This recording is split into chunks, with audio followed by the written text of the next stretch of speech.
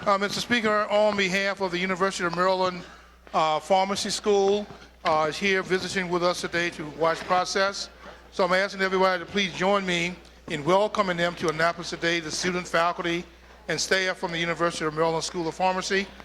Students and faculty advisors from the University of Maryland School of Pharmacy met with their delegates and senators at the Maryland General Assembly recently to brief them on the rapidly expanded healthcare role of pharmacists, particularly in a state which has quickly embraced the federal Affordable Care Act.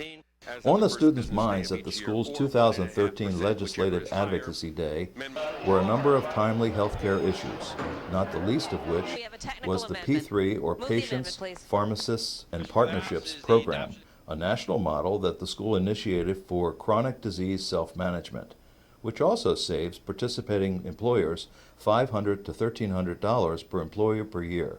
The Affordable Care Act paves the way for pharmacists to broaden such patients' access to pharmacist services. The role of a pharmacist is changing from one of just mainly dispensing to being that accessible healthcare provider, monitoring those chronic conditions. So on a day-to-day basis, if you need something checked, you don't have to make an appointment for next month or 2 weeks from now. You can just go in and see your pharmacist and get it taken care of. This is a profession like all professions that are changing. We're trying to expand the access that patients have to pharmacists. We're also trying to expand the ability of the pharmacists to practice at the top of their license. And so these types of experiences for our students are very formative, and we hope, our biggest hope, is that they embrace this and they continue to do this once they graduate from the School of Pharmacy. Like many first-year student pharmacists, Jasmine Ebron entered the school having already cultivated a strong appreciation for pharmacist services after working for several years at giant pharmaceutical companies. So the reason why I felt like it was important to come to specifically advocate in pharmacy is because I felt like it was important that some of the legislators understood some of the value that we place on some things like some programs that have to do with chronic management of diseases. And as a student pharmacist and as a pharmacist in the next few years, I will have an opportunity to play an intricate role in chronic disease state management. And I wanted the legislators to know that we appreciate their funding as it relates to these particular programs. The benefit of having pharmacists take more active roles in chronic disease state management is that we would be able to adequately manage these diseases and hopefully and overall reduce some of these reoccurring admission rates. Patients who are not being adequately managed are finding themselves going back to the hospital more often than perhaps they need to. And with pharmacists taking more of an active role in this particular initiative, we would be able to overall reduce some of the financial burdens to our overall healthcare industry. Maryland pharmacists, like those in many states, offer immunization services, vaccinations they can give at pharmacies, and health fairs, for example. But the authorization is limited to shots such as those for strains of influenza. The School of Pharmacy students advocated for new legislation which will expand that authority to include all vaccines listed by the Centers for Disease Control and Prevention. As student pharmacist Lisa Hutchins discussed with Delegate David Rudolph, expanding the authority would not only benefit pharmacist patients, but doctors and nurses as well.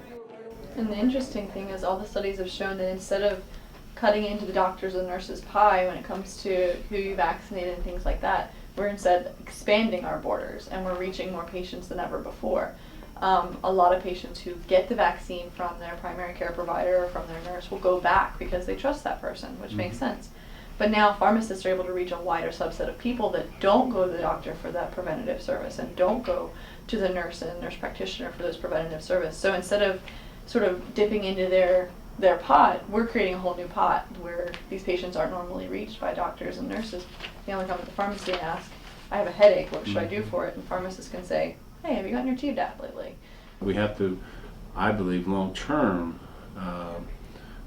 recognize the fact that so many people do not understand what a pharmacist does and the importance that the pharmacist plays in the issue of healthcare in the United States. During the day, several legislators slipped away from their busy schedules of caucuses and constituent meetings to offer advice to the visiting group of young professionals on their careers, community service, and life in general.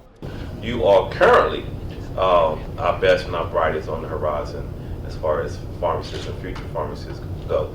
The biggest thing that I hear from a lot of students is we go where, number one, where the jobs are. At this point, decisions are being made not so much on where we want to live and practice, but it's where we can find the best job that pays the most money so that we can repay our student loan obligations. And sometimes that's outside the state. And so I have to serve, so that's a big concern to me. Well, one of the things that we find with our delegates, with our senators, is that they are very engaged in their interactions and discussions with students. I don't know if the students realize how much of an impact they have on the thinking in terms of the policies that delegates have. I found that there was definitely an opportunity for me to remind him of some of the more intricate roles that we play. So I think that a lot of the delegates have general knowledge of some of these bills and some of the policies, and the role that we could play is giving them some more specifics in terms of why these programs are in fact important and our specific role in these programs.